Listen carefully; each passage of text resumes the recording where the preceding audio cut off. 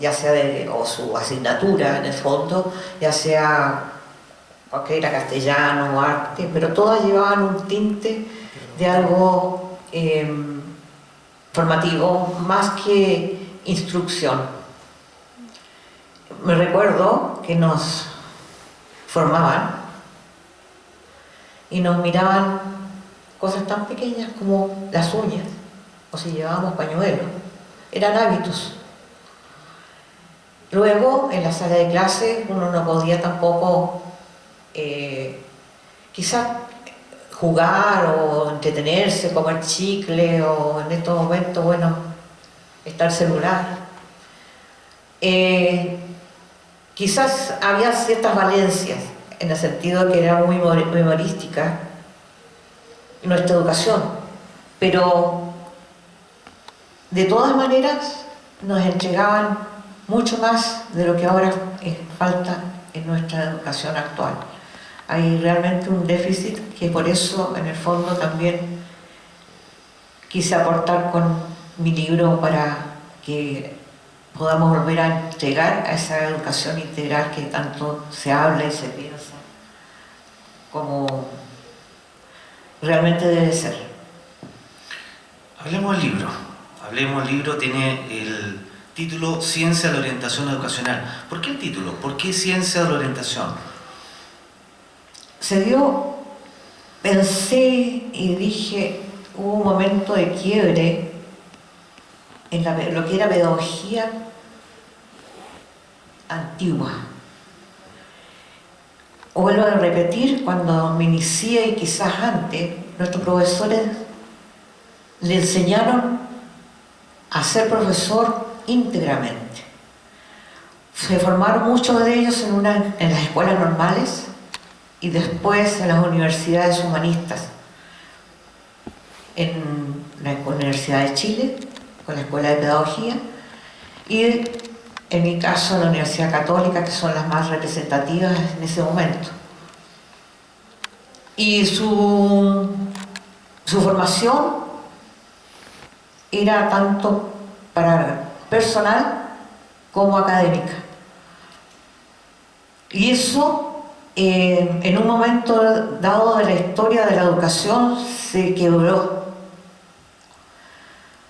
Al terminarse esa formación normalista y humanista en las universidades, y quedó cojeando o con un déficit en el fondo la educación en la parte humana, en la parte de la persona del niño. Se produjo, a mi modo de ver, solamente una instrucción. Ya los colegas, y en estos momentos se ve de que hay un déficit en las universidades de entregar herramientas que la orientación educacional las da. ¿Y por qué ciencia? Porque al igual que las otras disciplinas, podemos hacer una observación sistemática en toda la comunidad de educación, en una escuela, en los liceos, en las universidades, en los institutos, en todo el ámbito educacional. Podemos formular hipótesis con ciertos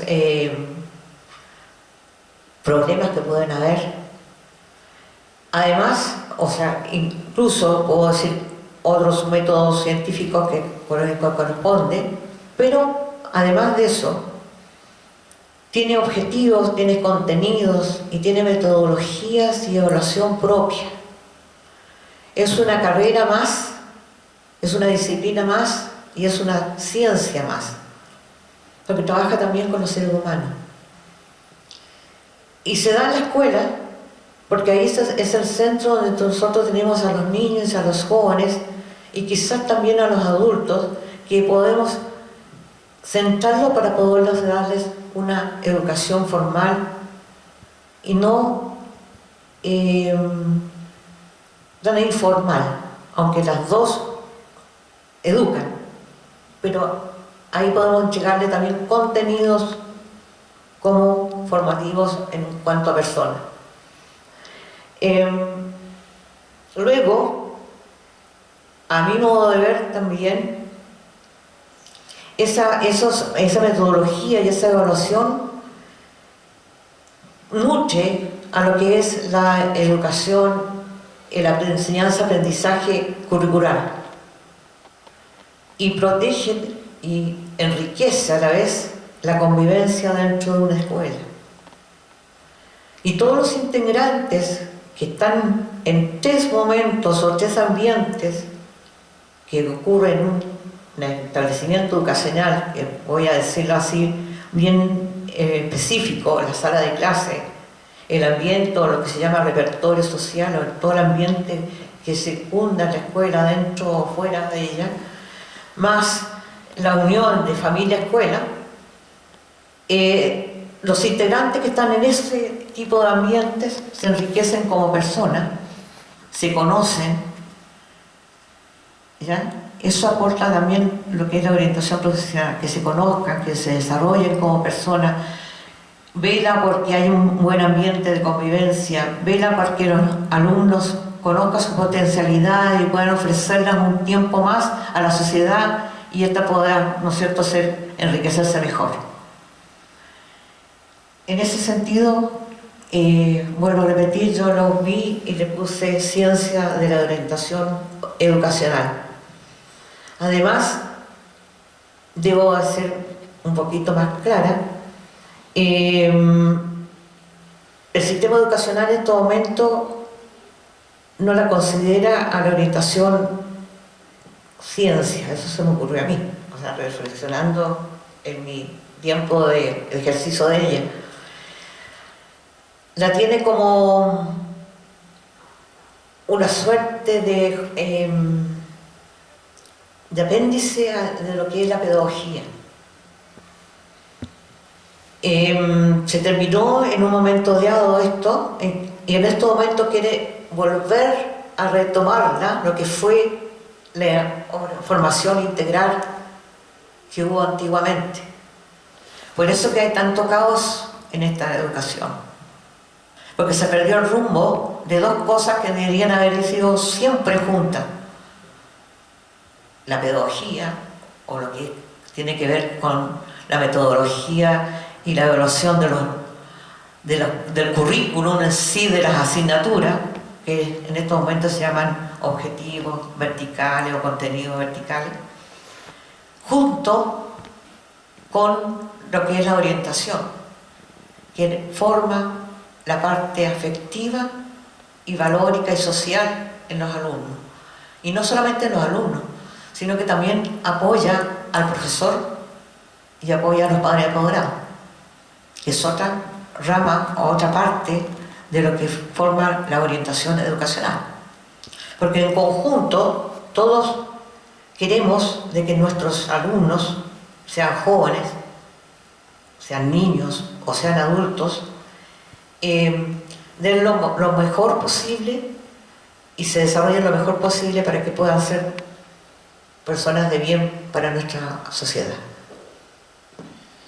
En un capítulo del libro se habla de la estrategia de acción, porque si nos puede comentar si esto es teoría o usted ha colocado en práctica todo esto lo que ha escrito en este libro, porque habla de los valores de inspiración humanista. Si se puede referir un poco más acerca de estos valores, en qué consiste, por qué son tan importantes, si se han perdido o no, y si se encuentran hoy día actualmente en la educación pública y privada.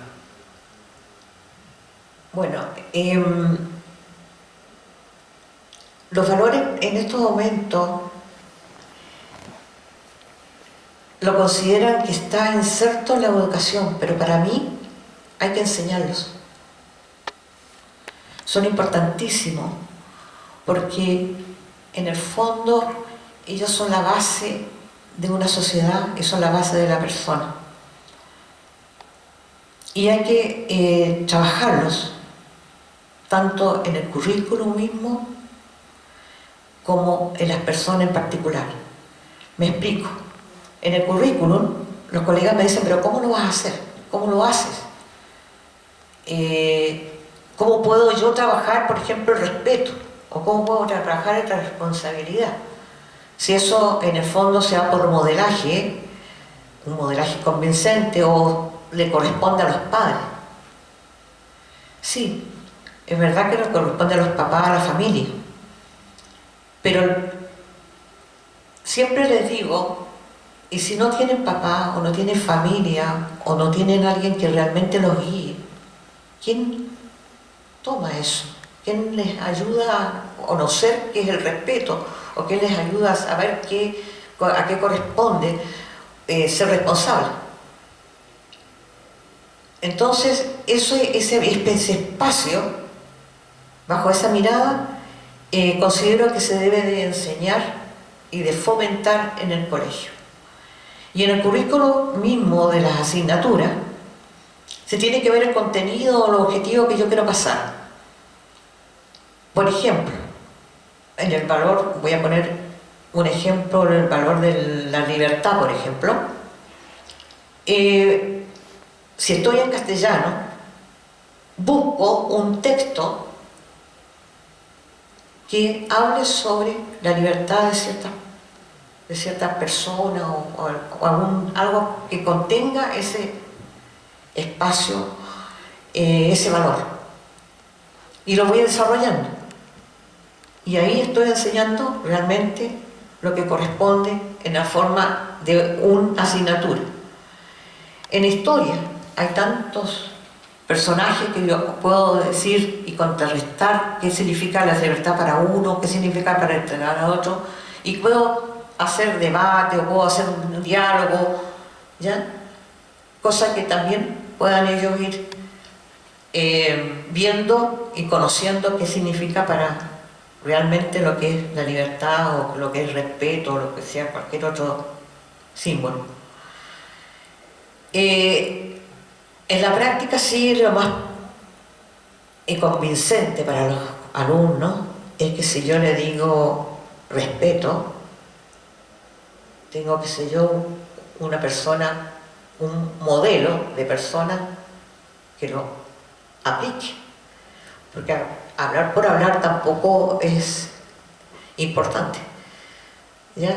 Entonces tiene que ser un modelaje convincente de que si yo lo respeto como persona, respeto ciertas normas que hay en la escuela, respeto ciertas normas que hay en la sociedad, tiene que verme a mí, y es otro tipo de aprendizaje en cuanto a los valores que en este momento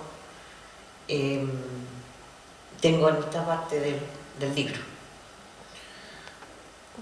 Bueno, el libro también se coloca y se plantea varios aspectos prácticos de llevar todo este tema no solamente en la teoría, sino en la práctica. Usted ha ejercido, menciona, más de 4 décadas. De esas 10 años, una década, estuvo en el liceo comercial. ¿Cómo fue su experiencia ahí y cómo lo ve hoy día la experiencia acá en el liceo comercial, en el SUCO, Instituto de Comercio de Punta Arenas? Con razón te repite. Voy a hacer un poquito. En este momento, el liceo comercial, no sé. Voy a hacer a lo mejor, no creo que haya alguien, pero perdió el prestigio que tenía. Voy a ser bien clara. Quizás porque la educación también ha ido flaqueando en ciertas cosas. Cuando yo estuve, tenía una colega muy exigente en la parte, por ejemplo, de morales y cortesía, en la parte de higiene y presentación personal, en que los chiquillos y las niñas y los jóvenes que estaban ahí les molestaba un poco, pero a la larga les sirvió. Y eso, en este momento, lo digo con mucho respeto, se ha perdido. Y no se ha perdido solamente en el INSUCO, se ha perdido en muchas partes. Para los jóvenes y los niños, el pedir permiso o ciertas cosas ya no es como verme a mí viejita. No ser bacán, no ser moderno. Y en cuanto a... ¿Y por qué lo digo yo que en este momento me preguntó algo muy específico? Pero yo creo que ocurre en todos los colegios. Y que el joven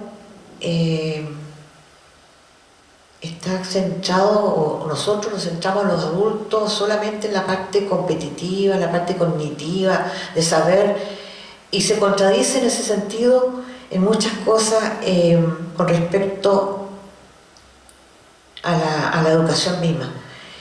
Por un lado, queremos formar en forma integral al alumno y por el otro lado lo estamos midiendo en cuanto a cuantificar, en cuanto a CIMSE, PSU, y eso hace que los colegas se centren en lo cognitivo, en formar habilidades, tesis, vamos, en que tienes que aprender esto, lo otro, y se olvida la parte humana.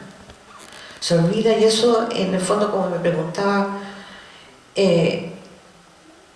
falta también no solamente en el ISUCO, sino que en los otros colegios científicos, humanistas o técnico-profesionales. El alumno sale preparado, quizás sabiendo mucho la parte teórica, pero la práctica y la parte personal está débil.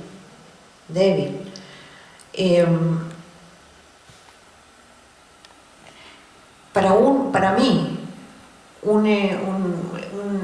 una secretaria en ese momento tenía que ser una persona, porque ella es la cara de una empresa, tenía que ser una persona correcta, bien vestida. No significa que vaya a llevar lujo, pero sí bien peinadita, maquillada, ordenadita, que se vea bien. Y eso los chiquillos en este momento no lo toman en cuenta. Y quizás porque el adulto también lo ha hecho.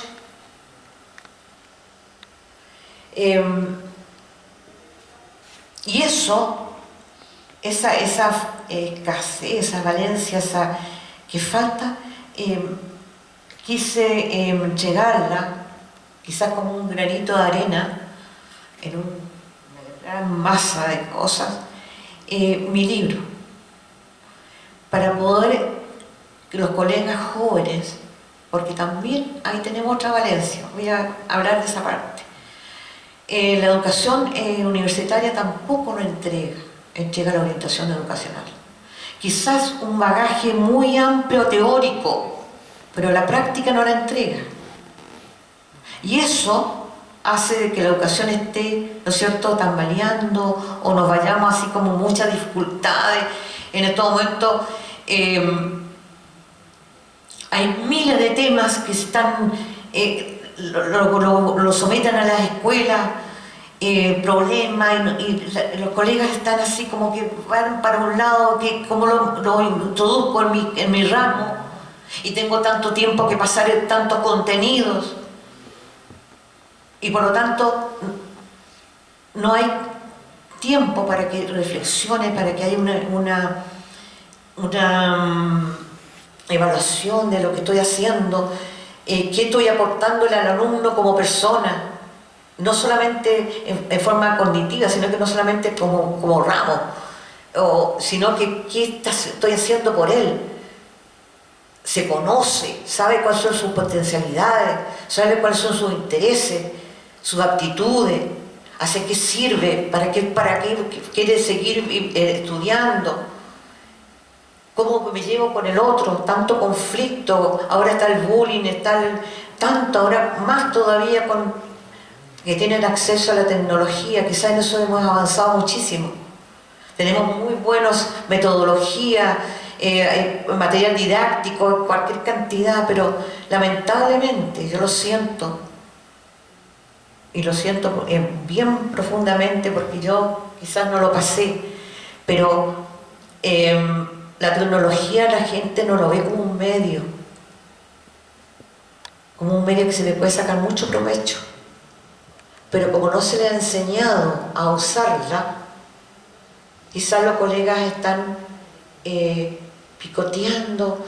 Un día ponen las pantallas, en estos momentos tenemos unos pizarrones, nosotros empezamos con un pizarrón con tisita y pizarrón era nuestra... interactivo. ¿Ah? El famoso pizarrón interactivo. Sí, el famoso pizarrón interactivo en estos momentos, pero tiene que estudiarlo, tiene que capacitarte en el pizarrón interactivo, porque tiene tantos botones que al final cuando uno va a trabajar en él, yo les digo, pierden como 10-15 minutos en saber dónde está el botón para poder borrar o poder...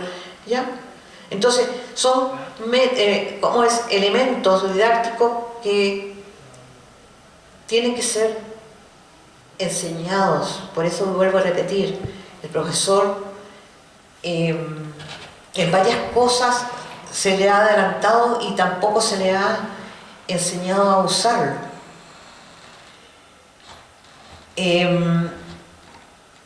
Y hay hartas cosas como es que en el fondo aporto quizás en forma muy práctica, o sea, muy con el libro. Usted ha ejercido en la educación pública y también en la privada. Siempre queda la duda, ¿es mejor la privada? ¿Es mejor la pública? En el ámbito de aplicar todos estos componentes de la orientación.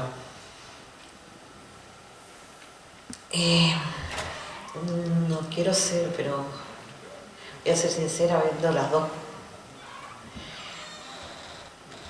Quizás, bueno, realmente sí es verdad que... Pero por varias cosas, no solamente porque sean privada y pública. Primero, la formación es igual a los dos profesores o los dos docentes, hacen la pública y la privada. Pero sí hay una diferencia enorme, y varias diferencias. La escuela pública o privada, incluso la subvencionada,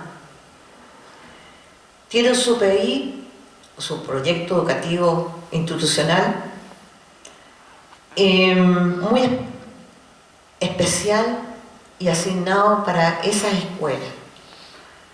Y algo bien notable me sucedió en un proyecto que tuve y que ahí realmente vi la diferencia entre las dos, que fue el Monte Grande en la escuela, en el Liceo Insuco. Lo inicié, fue un proyecto que se postuló y bueno, entre paréntesis yo creé el proyecto que se hizo y se ganó acá en la región, el Insuco de Punta Arenas. Hubo plata para comprar los primeros elementos tecnológicos que llegaban a la región. Se modernizó el colegio enormemente, se capacitó, o sea, todo lo moderno se inició con ese proyecto. En Natales ganó un colegio subvencionado. ¿Y cuál es la diferencia? Porque yo le digo que hay una diferencia. Pero el colegio subvencionado tomó el dinero, compró las cosas, pero junto con comprar las cosas, capacitó a los colegas y siguió el rumbo de el proyecto educativo sin hacer ningún cambio,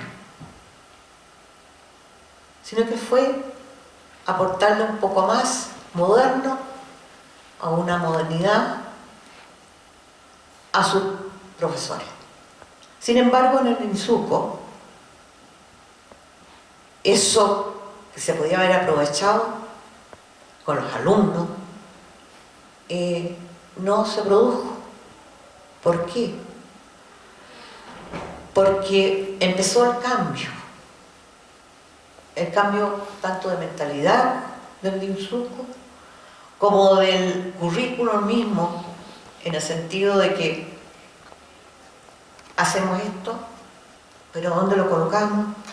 O sea, no había un rumbo, se perdió el rumbo en el sentido de seguir un proyecto educativo. Porque llevaban cosas nuevas que en el fondo no fue la gente capacitada para ello. Entonces llegó, por ejemplo, a decirle,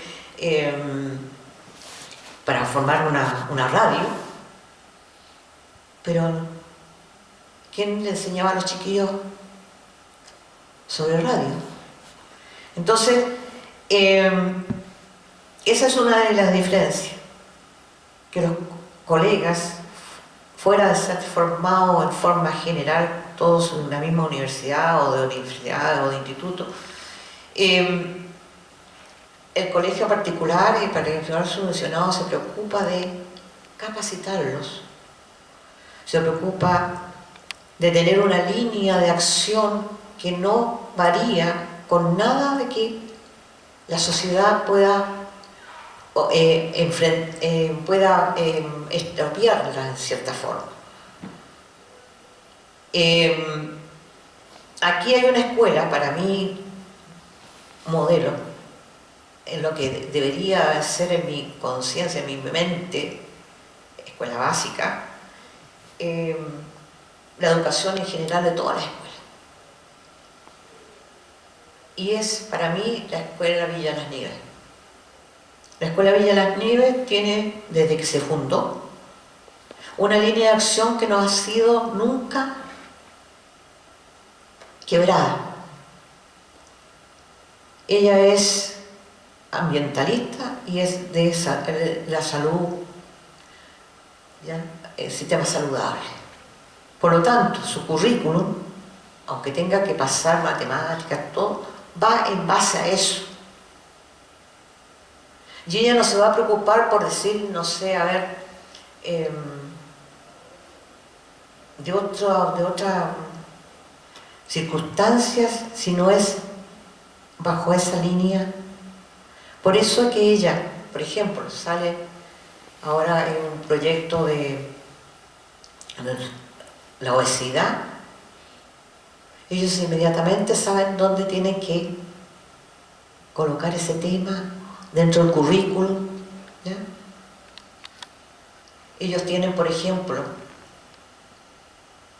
mi colega se preocupa en ese sentido de trabajar invernaderos, y para mí me sorprendió lo que ella hace con los niños que tienen problemas, por ejemplo, de todo tipo, conductuales principalmente. Ella los lleva allá y de esa manera baja la tensión de esos alumnos que producen problemas dentro de la sala de clase. Pero eso fue un trabajo enorme de todo un equipo de trabajo en que se adelantaron a lo que quiere en estos momentos la educación.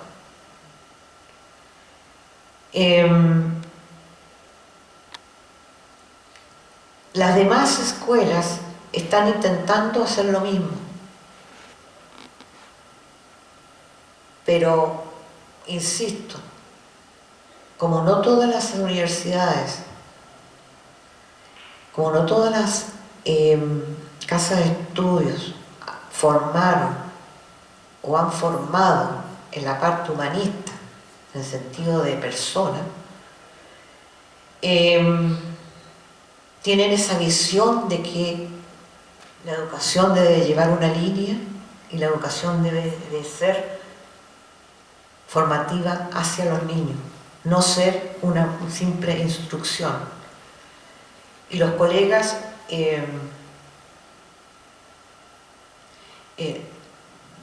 absorben muchos problemas de todos los que existen en la sociedad y lo insertan en el colegio, pero como activismo, no como algo conductor formativo hacia los alumnos.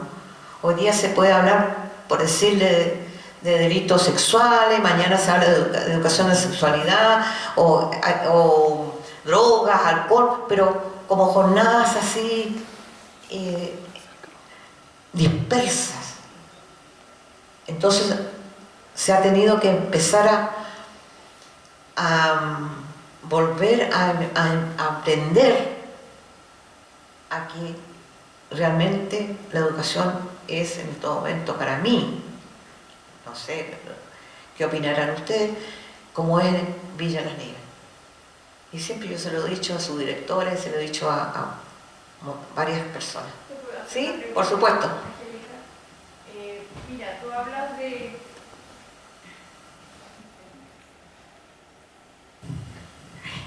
tú hablas del ejemplo de Villa Las Nieves.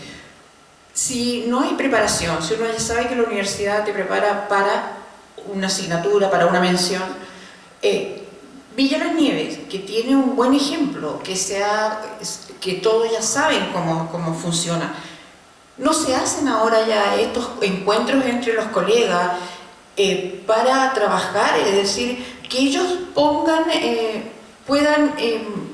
dar a conocer al resto de los colegas o invitarlos a hacer una jornada, invitarlos a que vayan a ver cómo se trabaja para poder replicar lo que ellos hacen y que les ha dado buenos resultados en los otros colegios. Y tú hablabas, por ejemplo, ahora cambio el tema. Yo estoy trabajando en este momento, volví al Politécnico, al Liceo Politécnico, haciendo un reemplazo en la biblioteca, que era donde yo terminé mi vida laboral. Y conversando, voy a contar algo súper referente. El año pasado con otra persona y me decía, ¿cómo ves tu vuelta acá al colegio? ¿Cómo ves a los chicos? Yo veo un tremendo cambio. Yo soy lo que tú decías del respeto. Para mí el respeto es algo que tiene que ser, es transversal en el tiempo. Yo no puedo trabajar un valor, yo en eso discrepo de lo que tú dices, trabajar un valor, el respeto se tiene que dar porque somos personas. Y ella me dice, es que te quedaste en el pasado, pues Mariana. ¿Sabes qué yo quise? Hundirme. Porque no puede ser que con esta modernidad se pierda algo que es tan importante para la vida, que es el respeto, los valores, la solidaridad, el compañerismo, el trabajo en equipo, la amistad. Es decir, uno habla con los chicos, y uno también cayó en este asunto del WhatsApp y todo el cuento, y dice, tengo un montón de amigos, tengo 5.000 amigos. No son amigos. Y eso, ¿cómo lo hace que los chicos en este momento entiendan que no es así? No hay respeto ni el buenos días, ni el buenas tardes, ni el muchas gracias, ni el permiso. Eso no está en su vocabulario. Pero ¿de dónde nace esa falencia? No es del colegio. Porque uno refuerza, ¿verdad? Nace del hogar. ¿Y qué pasó con esos papás? Son bacán, el papá choro, el papá que es amigo.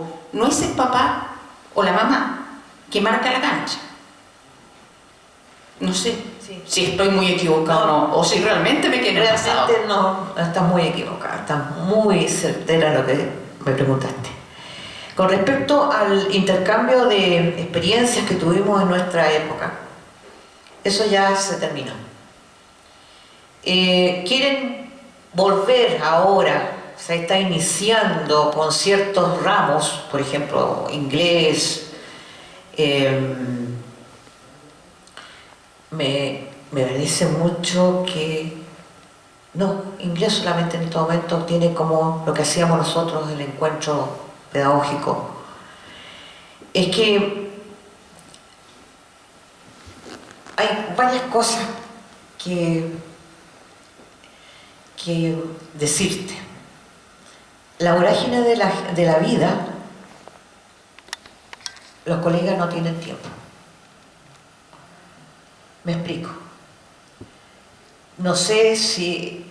Yo creo que más que nada es por vocación.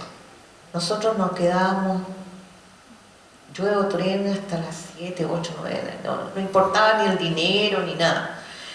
Pienso que para ser profesor, a lo mejor me voy a ir por otro lado, pero para ser profesor yo tengo que tener vocación. Lo mismo que un médico o cualquier otra profesión. Tiene que interesarme, tiene que gustarme, tengo que sentirlo. Y eso se fue perdiendo, principalmente por lo que yo te dije, ese quiebre que hubo entre la pedagogía y la orientación. Quizás muchas mamás no tuvieron esa educación que tuvimos nosotros, y que no nos gustaba o no nos gustaba. ¿entienden? Nosotros decíamos, pucha, la vieja pesada, que otra vez, que el libro que tiene que estar limpio, que tiene que estar derechita, que siéntate bien como señorita. Tantas cosas que no, pero indirectamente lo estamos formando. Era algo que le nacía. Y tenemos por otro lado que la familia también. Yo creo que desde el momento, voy a hacer aquí hay varias mujeres, pero yo soy mujer, pero yo creo que desde que nosotros salimos a trabajar, también perdimos eso. Porque tenemos poco tiempo, no digo todas las familias, pero todos esos niños problemas que hay en el curso, si uno indaga o tiene, son problemas que le produce el adulto. Miles de cosas. Puede ser económico, puede ser, ¿no es cierto?, el maltrato, violencia, ¿ya? Y eso hace de que eso se vaya repitiendo.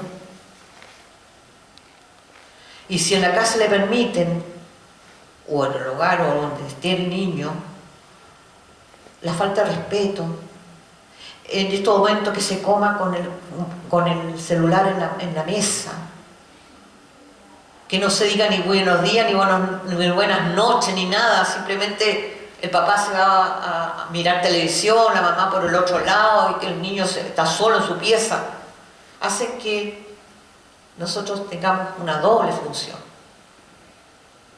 y que se repitan con nosotros. Al igual que tú, yo exijo eso en la escuela, donde estoy. Y muchos me dicen, esta vieja ya no vale, no, que soy vieja ya pasada de moda, que cómo me así que yo diga buenos días, buenas noches, o se pongan de pie cuando uno llega. Tan simple como eso. O sacarse los piercing, o sacarse la chaqueta. Yo les digo, pues estar con la chaqueta en la sala de clase es como, no sé, se va a poner hedionda, le digo yo.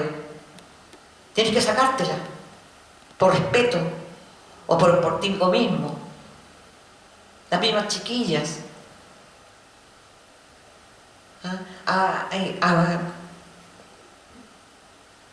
Con palabras de grueso calibre, ¿ya? Jugando, no sé, en forma brusca con los chiquillos. Yo le digo, no, tiene que darte de respetar. Entonces, pero usted qué vieja, que para qué me viene a decir nada si yo estoy jugando, es mi amigo. Yo le digo, no, mijita, usted tiene que saberse respetar. Porque así también, si usted no se respeta, el otro tampoco lo va a hacer.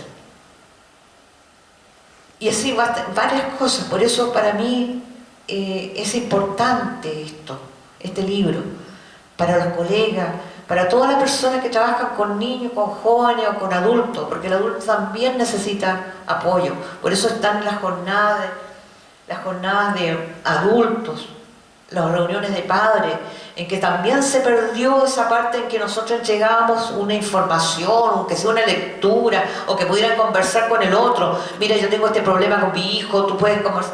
Eso se perdió. Ahora se ha ido solamente, dice que van los papás, porque esa es otra. Los papás ya no asisten a reuniones de padres. ¿Por qué? Porque se perdió esa mística, en el sentido de que ahora van a puro juntar plata, o el profesor a entregar todo lo negativo de sus hijos. Que los hijos no estudiaron, que los hijos no hicieron esto. Entonces lo positivo se ha ido perdiendo. Como yo les dije a los colegas, todos niños, aunque se porte lo más mal, tiene algo positivo, que hay que hacerlo notar. Hay que motivar al alumno que estudie. Hay que el niño sienta que es valioso, aunque sea en un lugar que es la escuela. Porque a lo mejor en su casa no tiene ningún apoyo, no se siente solo. Nosotros tenemos que ser acogedores, tenemos que enseñar a que con amor, preocuparnos de ello. A lo mejor ese niño que hace, o ese joven o es adulto, porque ahora hay educación de adultos, viene con muchos problemas. ¿Qué le vas a poder enseñar historia o castellano? Entonces hay que partir por eso, hacer un minuto quizás en la entrada de tu sala para saber cómo están, conversar, tratar de relajar la tensión y después comenzar con tu trabajo. Si no, es imposible. Y cuando se te van de las manos, empiezan a los colegas afuera. Es más fácil echarlo que o a llamar a los padres, que mire que se portó mal, que esto. Entonces el papá dice, ya, hasta aquí nomás, no voy más. Y nosotros los colegas nos falta eso, nos falta ese tiempo de poder transmitir lo bueno de cada colegio, lo excelente de cada colegio. Y eso tiene que darnos un espacio el sistema. Ahora, con la nueva reforma, esa parte le dieron cierto tiempo para planificar, pero para planificar. O sea, estamos puro papel. Y no solamente puro papel, los colegas que tienen que estar la planificación perfecta en el papel, que el desarrollo, que la entrada, que... No, hay que darle cosas prácticas, cosas que la gente pueda transmitir y que el niño se forme íntegro, no parcelado, ni tampoco tan dirigido en que la evaluación docente en este momento es dirigida. Yo lo dije, se lo dije a mi jefe, y se lo he dicho a medio mundo, para mí la evaluación docente es nefasta. Una, que a los colegas los encajaron en cierto tramo. Dos, que le producen estrés durante un mes, que la gente anda, pero que ni los toque, porque tienen que hacer ese bendito portafolio y estudiar para la prueba de línea, que en este momento que es obligatoria. Pero a la vez hacen el portafolio, muchos de ellos lo hacen, pero antiguamente, ahora ya dice que no se puede porque está en computación, o sea, está dentro del sistema computacional, por lo tanto dice que ahora no se puede falsear, ni se puede copiar, ni se puede que otro te lo haga. Pero hace tiempo atrás había gente que se dedicaba a hacerlo, tan simple como eso, y se lo llevaba, házmelo, y después lo presentaba.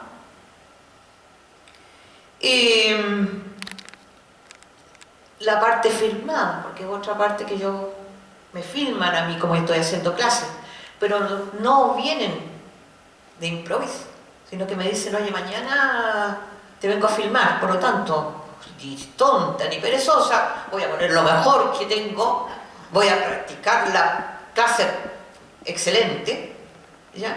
Pero no es lo real. Incluso aquellos alumnos que se porten mal, mira, mijito, tú me preguntas esto, tú me haces el otro, están tranquilitos. ¿Ya?